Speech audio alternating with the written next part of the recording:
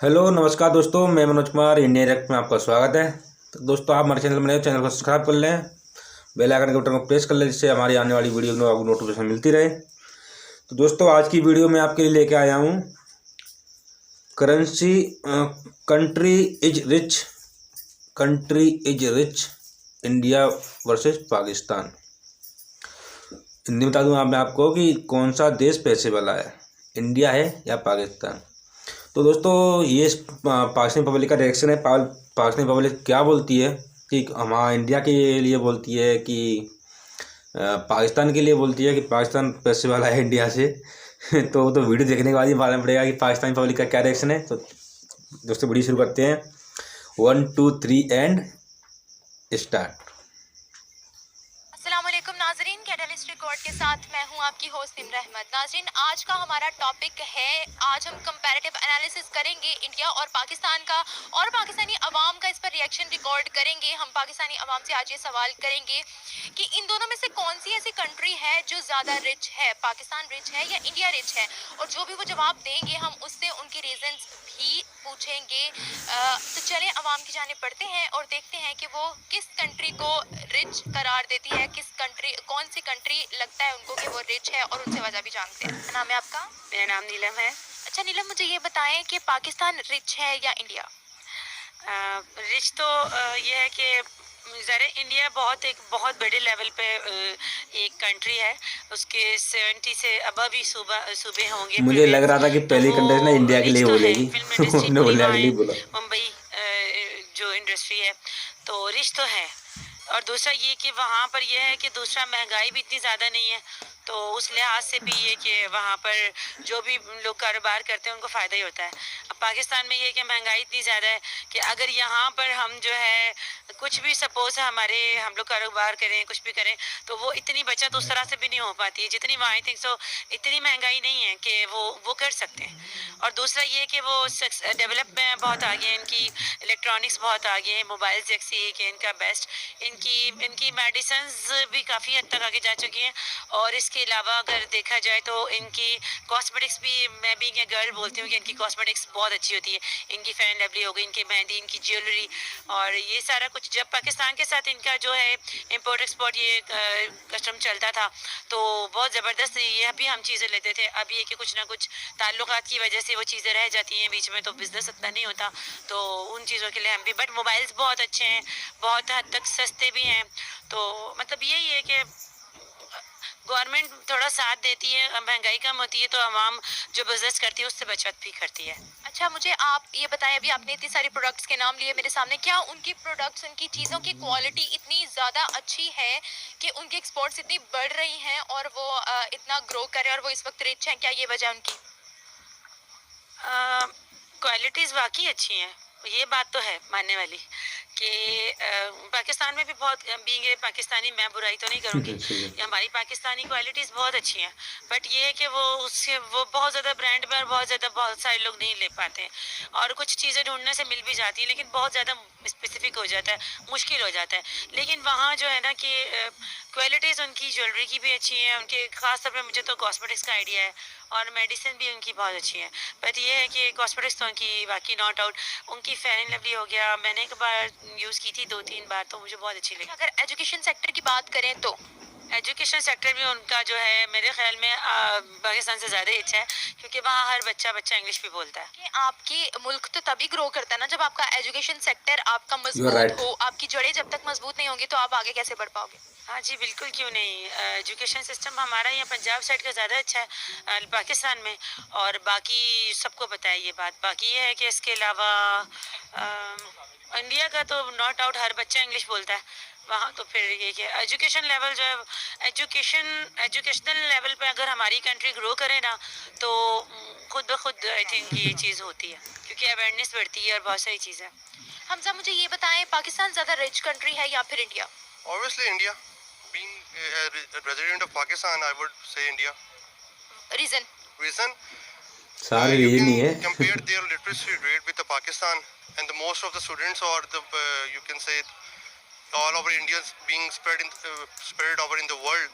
Mashallah, they are educated, and you can say they are like you top-notch companies पूरे world की Google, Microsoft, उनके CEO इस time Indians हैं. Why? Because of the education. So that's why obviously I would say Indians. अच्छा, तो क्या difference है उनकी एजुकेशन और हमारी एजुकेशन में? हमारी एजुकेशन में ये है कि हमारी जो कॉम है ना, वो basically me being a professional person, हम अभी यहाँ पे जो हमारे बेगर्स जो मांगने वाले फिर रहे होते हैं, हम उनसे अक्सर कहते हैं कि यार आपको हम पढ़ाते हैं, आप पढ़ो. बट वो इस तरफ आना नहीं चाहते. तो हमें प्रॉब्लम ये है कि हमने ग्रास रूट लेवल से ही अपनी यूथ को ये नहीं समझाया कि एजुकेशन में ही आपका फ्यूचर है. वो लोग कहते हैं अभी बच्चा पैदा नहीं होता और वो पहली बिजनेसेस में या अपने साथ चौक चौराहों में माँ पालतन लेके चले जाते हैं. तो ये हमें ग्रास रूट लेवल से देखना पड़ेगा इस चीज़ को कि हमें इसको कैसे एग्जीक्यूट करना है. अच्छा, अभी आपने कहा कि एजुकेशन, आपको नहीं लगता कि सिर्फ एजुकेशन का हासिल करना ज़रूरी नहीं है, हार्ड वर्किंग होना भी ज़रूरी है? No doubt, obviously hard working बहुत ज़रूरी है. अब आप देख लें, बहुत एग्जांपल्स हैं इन फ्रंट ऑफ यू के जो लोग अनएजुकेटेड हैं, ठीक है. और आई वुड यहाँ पे एग्जांपल लूँगा पाकिस्तानी आज़ाद चाय वाला, ठीक है. और भी मल्टीपल स्टार्टअप्स हैं जो पाकिस्तान में आप यू कैन से कि दे आर नॉट एजुकेटेड और माशाल्लाह दे हैव सच स्टार्टअप्स कि वो उन्होंने कई लोगों को आगे स्टार्टअप स्टार्ट करवा दिए हैं. तो हार्ड वर्क तो हर चीज़ में ज़रूरी है. वो कहते हैं कि ना कि हार्ड वर्क के साथ आप कुछ भी अचीव कर सकते हो. तो देयर इज़ नॉट, इसमें कोई डाउट नहीं है. अच्छा, यानी कि इंडिया के लोग हार्ड वर्किंग भी हैं और एजुकेटेड भी हैं. एग्जैक्टली. अच्छा, अब मुझे ये बताएं कि जिस तेज़ी से इंडिया की एजुकेशन तो हमसे तो काफ़ी ज़्यादा बेटर है, और जिस तेज़ी से इंडिया आगे बढ़ रहा है, इकॉनमी बहुत ज़्यादा उनकी अच्छी जा रही है, एक्सपोर्ट्स उनकी बहुत ज़्यादा अच्छी हैं, हम तो उनके मुकाबले में कुछ है नहीं. क्या इंडिया जो है वो चाइना को बीट कर देगा? China is a very biggest market. China में एक्चुअली उनके जो घर के अफराद हैं ना, उन्होंने घरों में भी छोटे छोटे स्टार्टअप स्टार्ट किए हैं. अब पाकिस्तान में हम कहते नहीं समटाइम कि सिर्फ एक इंसान ही चाइना का नहीं होना रह गया, बाकी तो हर चीज़ चाइनीज है. Even the mic you are using, even the bottle I am capturing, इसका प्लास्टिक, द फोन, फिर जिससे आप रिकॉर्ड कर रहे हैं, तो lot of things you can say कि we are like boring from China. तो चाइना की मार्केट ये है कि उन्होंने इन डेप्थ जाके वेरी ग्रास रूट लेवल से हर बंदे को इन इंडस्ट्री में इसको एंटर कर दिया है. तो इफ कमिंग टू द आप पर्सपेक्टिव के पाकिस्तानी पर्सपेक्टिव से देखते हैं, हम हर ड्राम कॉम है बेसिकली थोड़ी सी, ठीक है. हमें अपॉर्चुनिटी मिल भी रही होती है तो हम वो भी ज़ाया कर देते हैं कि ये नहीं यार देखी जाएगी, वी विल सी. तो हम थोड़ी मूडी कॉम है. हाँ, एज कम्पेयर टू कि आपका क्वेश्चन था कि उसको अगर आप काइंडली रिपीट कर दें ज़रा. जिस तेज़ी से इकोनॉमी उनकी बूस्ट अप हो रही है, जिस तेज़ी से वो हर सेक्टर में आगे जा रहे हैं, ओवरकम करेगा चाइना को. हाँ, we can see next coming like 10 to 20 years के वी कैन सी के वो obviously they have the capability. Being a Pakistani, मैं तो ये कहने में कोई शर्म है. क्योंकि पहले वो लोग भी इंपोर्ट करते थे चाइना से चीज़ें, लेकिन अब उनकी जो दिवाली गुजरी है, उन्होंने तब भी चाइना से कोई माल इंपोर्ट नहीं किया. उनकी हर चीज़ की मैन्युफैक्चरिंग मेक इन इंडिया के प्रोसेस से खुद हो रही है. तो we are trying to be self independent होना चाह रहे हैं वो अपने आप पे, ठीक है. अपनी जो चीज़ है उस पर इनिशियल कॉस्ट ज़्यादा आती है, आपको बेयर करनी पड़ती है. बट ये कि इन द लॉन्गर रन अगर आप पर्सपेक्टिव देखें, we don't know when the world is going to end. हाँ, हम we are planning for the next 5 to 10 years कि हम अपने आप को स्टैंड करना चाह रहे हैं कि हम 10 years के बाद अपने आप को कहाँ देख रहे हैं. तो obviously I would like to say कि obviously they can overcome China in next 10 to 20 years. तो क्या लगता है, इंडिया ज़्यादा रिच कंट्री है या पाकिस्तान? इंडिया. एग्जैक्टली. रीज़न इसकी ये है कि उसके लास्ट जो 2 decades हैं उसमें वो हमसे कहीं आगे निकल गया. उसके जो फाइनेंशियल्स हैं वो सारे हमें बताते हैं कि वो हमसे बहुत आगे निकल गया है. उसकी जो क्या कहते हैं फिल्म इंडस्ट्री है, उसका जो IT इंडस्ट्री है, और दूसरे सेक्टर्स में काफ़ी उसने ग्रोथ करी है, तो जिसकी वजह से पाकिस्तान से वो कहीं आगे निकल गया. अच्छा, इतनी जो ग्रोथ आप बता रहे हैं कि बहुत से सेक्टर्स में उन्होंने ग्रोथ शो की है, तो इसके पीछे की क्या रीजंस है? क्या उनका एजुकेशन सेक्टर हमसे ज़्यादा अच्छा है, या क्या रीजंस लगती है आपको? तो पॉलिटिकल स्टेबिलिटी जो है वो किसी भी कंट्री के लिए बहुत ज़रूरी होती है. तो वहाँ पे एक पॉलिटिकल स्टेबिलिटी है. एक गवर्नमेंट आती है तो दूसरी गवर्नमेंट आ जाती, मतलब आराम से टाइम पूरा करती है, तो दूसरी गवर्नमेंट को टाइम पूरा मिलता है. दूसरा, एजुकेशन भी वहाँ पे बेहतर है यहाँ से, ठीक है. तो ये 2 बड़ी रीजंस हैं जिसकी वजह से वो ग्रोथ कर रहा है. अच्छा, मुझे ये पता है, वहाँ पर इस इन्वेस्टमेंट्स भी बहुत ज़्यादा होती है, वहाँ पे यूनिकॉर्न स्टार्टअप्स उनके अपने बहुत ज़्यादा हैं. तो क्या कहेंगे आप इस बारे में? वो डाइवर्सिफाइड कंट्री है, तो वहाँ पे कहीं पे अपॉर्चुनिटी है, कहीं पे नहीं है, कहीं पे बहुत ज़्यादा अपॉर्चुनिटी है. और गवर्नमेंट जो है वो वहाँ बहुत ज़्यादा मतलब सपोर्ट करती है बाहर के इन्वेस्टर्स को। पहले हालांकि उनकी जो हमने सुना था कि जो उनकी स्ट्रैटेजी थी कि किसी भी जो बाहर का इन्वेस्टर था उसको नहीं आने देते थे वो। तो अब उन्होंने पीछे जो जब से ये मोदी या गवर्नमेंट आई है उससे पहले भी जो गवर्नमेंट थी उन्होंने बाहर के इन्वेस्टर को बहुत अप्रिशिएट किया, बहुत फैसिलिटेट किया। तो वहाँ पे अब फॉरेन इन्वेस्टमेंट भी आ रही है, तो वहाँ के लोग भी बहुत वैसे भी बड़ी बड़ी कंपनियाँ बन गई हैं उनकी, जो बड़ी बड़ी जैसे आदित्य बिरला है, टाटा है, उन्होंने बहुत ज़्यादा ग्रोथ करी है। तो जिसकी वजह से फिर उनकी जो फिल्म इंडस्ट्री है, शोबिस का बिजनेस है, वो बहुत दुनिया के अंदर मतलब जो है उनका नंबर है। तो जिसकी वजह से उनकी ग्रोथ हमसे ज़्यादा बेहतर है। हमारे यहाँ पे पॉलिटिकल स्टेबिलिटी ना होने की वजह से बहुत सारे इश्यूज़ हैं। फिर हमारे आपस में जो पॉलिटिशियंस हैं आपस में लड़ते रहते हैं, कोई जो एक दूसरे के लिए जो कहते हैं टांगे खींचते रहते हैं, जिसकी वजह से ये प्रॉब्लम्स हैं। I think India. रीजन बताएं। मेरे ख्याल में जो देखे ना, उनकी करेंसी जो है पाकिस्तान की निस्बत डबल रेट है। पाकिस्तान का 1 रुपया का 2 रुपये बनते हैं, तो ये है कि उनकी करेंसी हमारे मुल्क की करेंसी से डबल है, इस वजह से। अच्छा, तो उन्होंने ऐसा क्या किया जो उनकी करेंसी हमसे डबल है, वो हमसे आगे हैं, वो हमसे ज़्यादा रिच हैं? असल में उनकी कुछ पॉलिसी जो है ना कारोबार के हिसाब से अच्छी है कि मसलन कि उन्होंने अब चाइना को अपने मुल्क में एंटर नहीं होने दिया। वो जो भी चीज़ फैक्ट्री बना रहे हैं, कारखाना बना रहे हैं, किसी भी चीज़ का, वो उनकी मुश्किल है कि मिसाल हमारे मुल्क में चीज़ बने। इंपोर्ट पे वो ज़्यादा तवज्जो नहीं देते, वो कहते हैं इंपोर्ट कम से कम हो। तो आई थिंक इस वजह से उनके बेहतर है इकॉनमी। यानी कि वो मैन्युफैक्चरिंग वाला सेक्टर जो है उनके मुल्क का अपना है, वो हर चीज़ खुद बना रहे हैं, इस वजह से वो ज़्यादा रिच है। और आपको नहीं लगता कि इसमें एजुकेशन का भी थोड़ा अमल दखल आ जाता है, क्योंकि जब तक एजुकेशन का सेक्टर सही नहीं होता तब तक आप ग्रो नहीं कर सकते? हाँ जी बिल्कुल, ये तो फर्स्ट ऑफ ऑल सबसे देखिए, कोई भी बिजनेस है, कारखाना है, इंडस्ट्री है, कुछ भी चलना, वो तो आपको इल्म होगा, नॉलेज होगा, तो फिर ही आप कामयाब बिजनेसमैन बन सकते हैं ना। वो तो फर्स्ट है ना, एजुकेशन इज फर्स्ट प्रायोरिटी है किसी भी मुल्क की इकोनॉमी बेहतर करने के लिए। अच्छा, वो लोग रिच हैं, इसके पीछे आपने कहा है कि जो एजुकेशन का भी फैक्टर है, और उनके मुल्क में बहुत से यूनिकॉर्न स्टार्टअप्स भी हैं और इन्वेस्टमेंट्स भी हो रही हैं उनके मुल्क में, तो इसके पीछे की क्या रीजंस है? क्या आप इस चीज़ का क्रेडिट उनकी गवर्नमेंट को देंगे? क्या कहेंगे आप? उनकी ये है कि कुछ जो पॉलिसी है ना वो बेहतर है। हमारे मुल्क में जनाब ये है कि जो भी है ना अमीर बंदा, उसको कहता है बस इसको पकड़ लो, दकर लो, इससे टैक्स खींचो, किसी ना किसी तरह से पैसे खींचो। वो लोग जो है वो रिलीफ दे रहे हैं बिजनेसमैन को, इंडस्ट्री को, कारखाने को, कि यार काम करे, काम को ज़्यादा से ज़्यादा ग्रोथ करे। मसलन यहाँ पे जो बिजली ज़्यादा कंज्यूम कर रहा है उसको उतना ही ज़्यादा टैक्स भर रहा है। और वो लोग हैं मिसाल है जो आउट ऑफ कंट्री कितने को भी देख लें, जितनी बिजली ज़्यादा यूज़ करता है उसको उतना ही रिलीफ देते हैं कि यार ये ज़्यादा इकोनॉमिक चला रहा है, हमारी कारखाना चला रहा है, फैक्ट्री चला रहा है। तो ये चीज़ें हैं कि वो ग्रोथ कर रहे हैं। और हमारे यहाँ पे वो जनाब कहते हैं किसी भी सरमाएदार है बिजनेस में से बस खींचना कैसे पैसा टैक्स की सूरत में, किसी भी सूरत में। तो ये चीज़ें हैं। यानी कि आप कहना चाह रहे हैं कि वहाँ पर उनकी गवर्नमेंट की पॉलिसीज अच्छी हैं, गवर्नमेंट उनकी अच्छा काम कर रही है, और साथ ही साथ वहाँ पर चीप प्राइसेस भी हैं। बिल्कुल इसी तरह। अगर बात की जाए तो हुकूमत की डेफिनेटली उनका बजट हमसे बहुत ज़्यादा है। अगर अवाम की बात की जाए तो हर चौथा गरीब इंडियन है। अच्छा, आपने कहा है कि उनका बजट बहुत हैवी है, फिर भी उनकी आवाम गरीब है, ऐसा कैसे पॉसिबल है? ऐसा इस वजह से पॉसिबल है, उनकी अवाम बहुत ज़्यादा है, यानी उनकी आबादी बहुत ज़्यादा है, और आबादी और इसके साथ साथ रकबा उनका बहुत ज़्यादा है। फिर उनका जो डेवलप्ड शहर है उनसे ऐसे लोग और भी हैं क्या इन पाकिस्तान में? ये एक ही बंदा है? तलीम का नाम पहुंचना, फिर एक उन तक कभी तो इलेक्ट्रिसिटी भी नहीं पहुंची, ऐसे भी कई कई देहात है, जबकि पूरे पाकिस्तान में मेरी नज़र में पाकिस्तान का कोई हिस्सा नहीं है जहाँ पर इलेक्ट्रिसिटी ना हो। अच्छा, आपने कहा है कि हमारी आवाम अमीर है, आपको कहाँ से हमारी आवाम अमीर लगती है, मुझे ये बता दें आप। हमारी आवाम मुझे इस वजह से अमीर लगती है क्योंकि हम दुनिया के चंद ममालिक में से एक हैं जहाँ पे सबसे ज़्यादा डोनेशन यानी ज़कात वगैरह खैरात की जाती है, ठीक है। और इससे ये साबित होता है कि हमारी आवाम के पास पैसा तो है लेकिन वो टैक्स नहीं पे करती। हमें अपनी आवाम को टैक्स पे करने के लिए तरफ लाना चाहिए। लेकिन हम तो बहुत टैक्स पे करते हैं, इवन हमारी तो हर चीज़ पे टैक्स है। आप कैसे कह सकते हैं हम टैक्स नहीं पे करते? टैक्स भी कोई कैटेगरीज होती हैं, कोई डायरेक्ट होता है, कोई इनडायरेक्ट होता है। हम चीज़ बाय करते हैं उस पर टैक्स पे करते हैं। हमारी आमदनी, हमारी बदकिस्मती ये है कि हमें डिजिटलाइज नहीं हुए, हमारे जितने भी है वो कैश चलता है। जब हम डिजिटलाइज होंगे फिर हमें पता चलेगा फ़लाँ क्रेडिट से फ़लाँ डेबिट कार्ड से हमने इतनी पेमेंट इसके लिए की है। फिर वो डायरेक्ट टैक्स जो उसकी यानी उसकी आमदनी पर जो टैक्स होगा वो मेरी नज़र में टैक्स पे तब तक। अच्छा, हम तो रोज़ बरोज़ ही कोई नए से नया प्रोजेक्ट सुनते हैं इंडिया का कि लॉन्च हो रहा है, हर बढ़ते दिन के साथ एक नई खबर आई होती है, फिर आप कैसे कह सकते हैं कि वो लोग अभी उस लिहाज से अमीर नहीं हैं?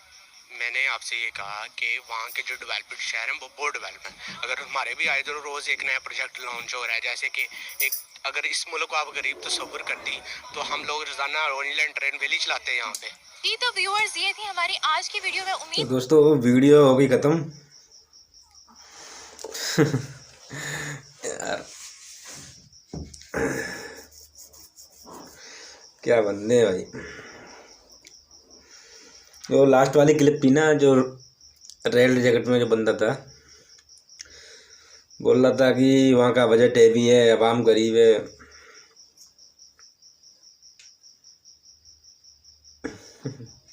अवाम बहुत ज़्यादा है तो यार।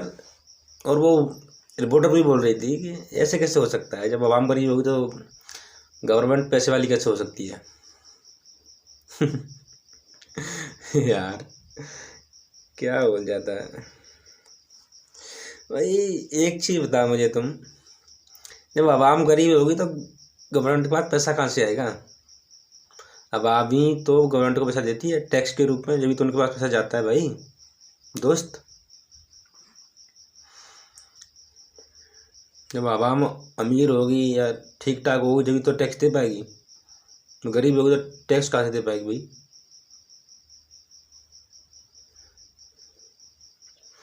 और एक बात और उसने बोली थी कि वहाँ कई देहात में, कई गांव ऐसे हैं जहाँ तक यहाँ पर अभी तक बिजली नहीं पहुँची है।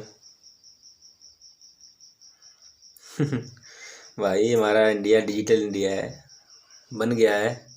मेक इन इंडिया के तहत काम हो रहा है इंडिया के अंदर। तो बिजली तो बहुत छोटी चीज़ है। अब तो बिजली का कोई, मुझे शायद मेरी नज़र में तो ऐसा कोई काम नहीं रहा होगा जिसमें बिजली ना पहुंची हो अब तक। ऐसा कोई काम नहीं होगा जिसमें बिजली नहीं पहुंची होगी।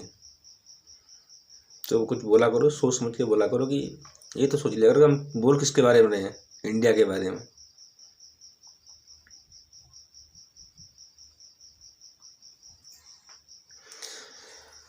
बोल रहा था कि पाकिस्तान की अवाम अमीर है, नहीं गवर्नमेंट गरीब है। यार अवाम गरीब है पर अवाम अमीर है तो गवर्नमेंट कैसे गरीब हो सकती है भाई दोस्त।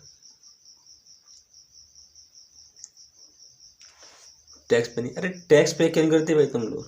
वो तो कह रहे थे कि हम तो इतना सारा टैक्स पे करते हैं, सब कुछ करते हैं। रिपोर्टर बोल भी रही थी कि हम जितना सारा टैक्स पे करते हैं, सब कुछ करते हैं। पाकिस्तान की अब हालत ख़राब है भाई दोस्तों, संभाल लो उसे।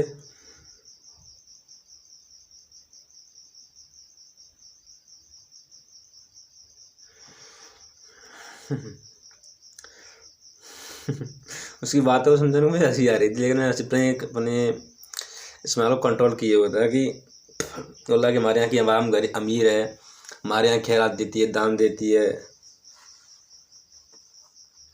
यार हमारे यहाँ से ज़्यादा तुम्हारे यहाँ की अवाम दान करती है क्या, हमारे यहाँ से ज़्यादा।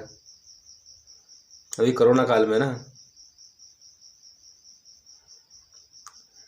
ज़रा एक बार सोशल मीडिया पे आकर देखना कि इंडिया के प्रधानमंत्री डोनेशन बस में अकाउंट में कितने पैसे आए थे कोरोना काल में। करोड़ों से ऊपर आए थे, करोड़ों से। हमारे यहाँ की आवाम गरीब है।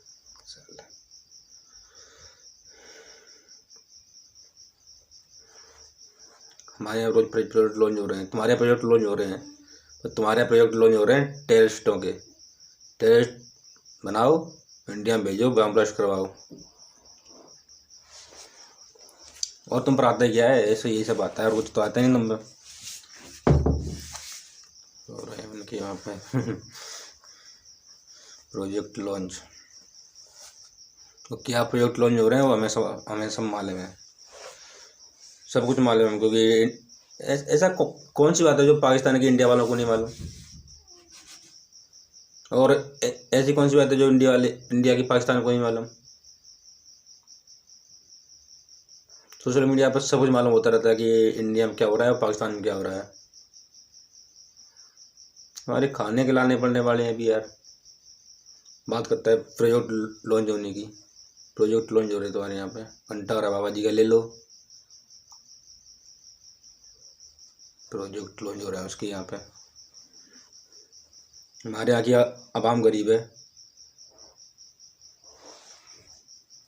और जो और क्लिप में मैं देखा था तो वो सब ये सब ना पाकिस्तान वाले सब मजबूर हो गए हैं, इंडिया को पैसा वाला बताने पे मजबूर हो गए हैं कि बोले तो क्या बोले इंडिया के बारे में ये लोग।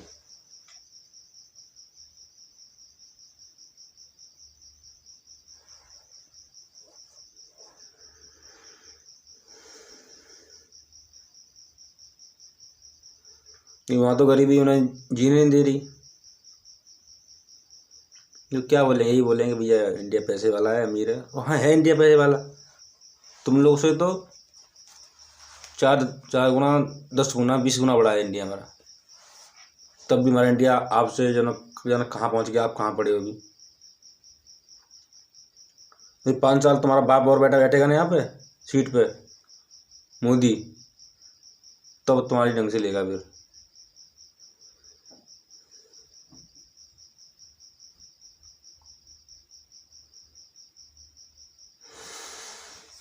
तो ठीक है दोस्तों, आज के लिए इतना ही, मिलते हैं नेक्स्ट वीडियो में। तब तक के लिए जय हिंद, जय भारत।